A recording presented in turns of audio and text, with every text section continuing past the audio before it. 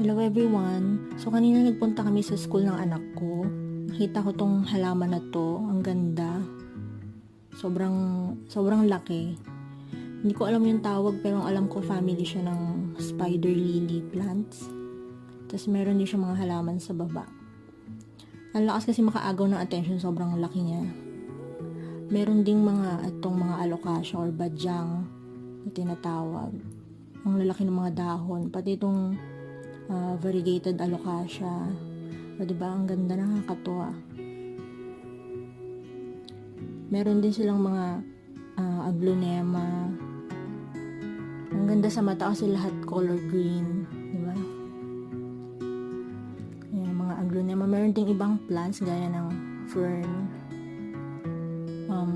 Silum, mga philodendron.